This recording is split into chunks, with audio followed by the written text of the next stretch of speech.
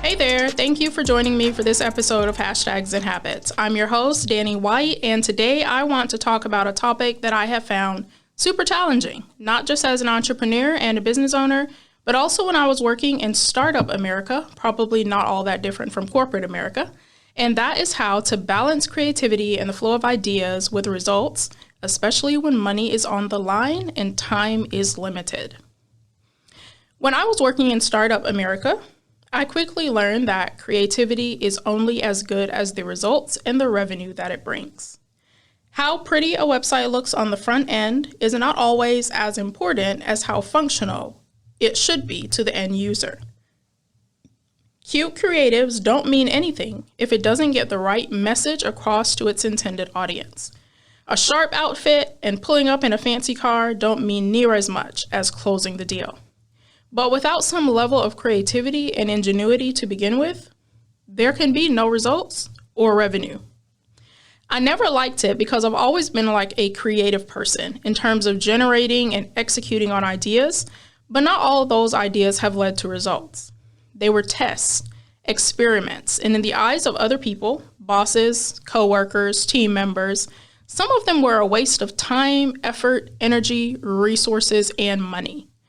But what can you tell a 20-something-year-old when they think all of their ideas are the best since sliced bread? That was me less than 10 years ago. As I've grown in my entrepreneurial journey, I've had to find ways to communicate the importance of creativity, but also how that creativity can and should connect to results and to revenue. I've also had to find ways to let ideas flow through my brain, document them, and choose to pick them up and explore them at another time, or not at all. Because ultimately, focusing on one thing at a time is what makes businesses grow and thrive.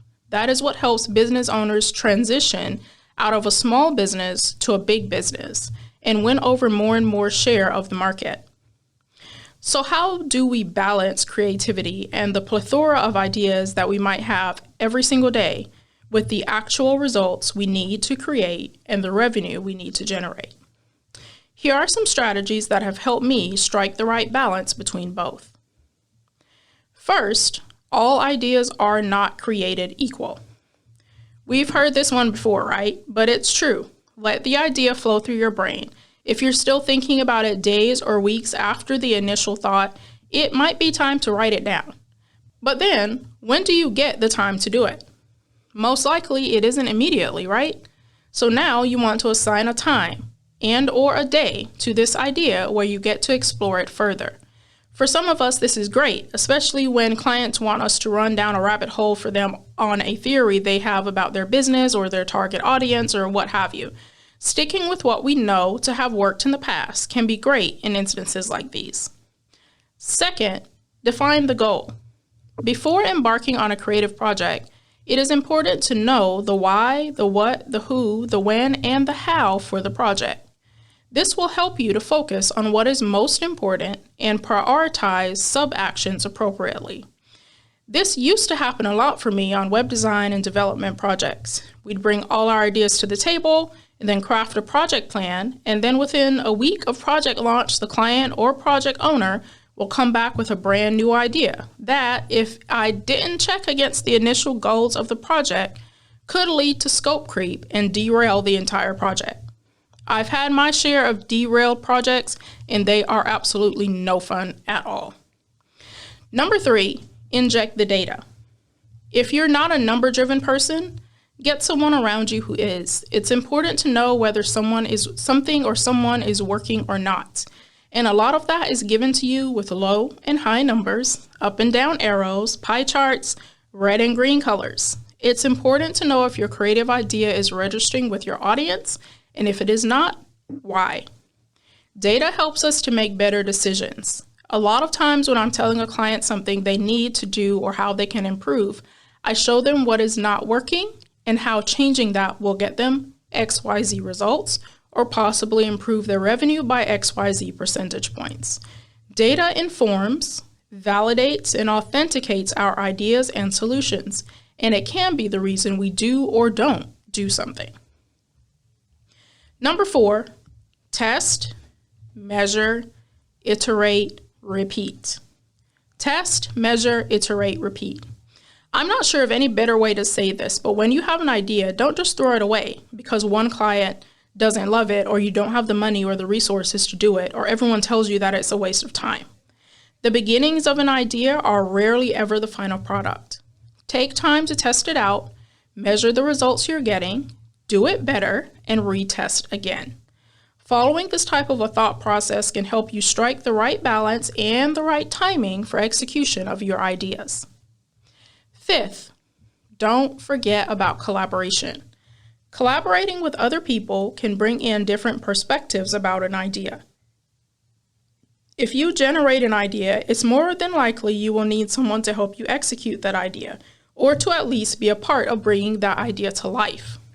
No one person has all the pieces to the puzzle. To build a full and accurate puzzle, you need people. Work with others to expand your ideas, bring in new creativity into the room, and bring your ideas to life.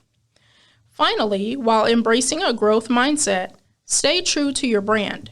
It can be confusing to have an idea and then bring people into the room who have just as many ideas as you and want to impose their creativity and their way of doing things onto your idea. Creativity and collaboration is important in the right measures and at the right time. But it is equally more important to stay true to your brand identity, your core values, your reason for being, and growing. Your creative efforts and anyone partnering with you should align to the brand and the messaging you're trying to create.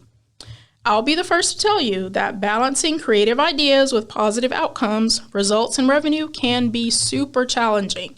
But you want to work to strike the right balance between creativity and results. Keep your goals or your clients' goals front and center, and achieve the success you desire.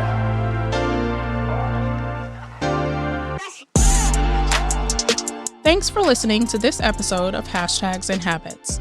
If you want to learn more about digital marketing strategies specific to your business, let's discuss. You'll find our website and email address, as well as any resources I've noted in this episode in the show notes. We also want to hear your questions, so DM us on any of the social platforms at Hashtags and Habits everywhere. If you like what you hear and want to hear more, subscribe to our podcast, subscribe to our newsletter at hashtagsandhabits.com, or leave us a review on any of the podcast platforms. I'd greatly appreciate it. Until next time, remember that marketing is not easy, but it can be simple.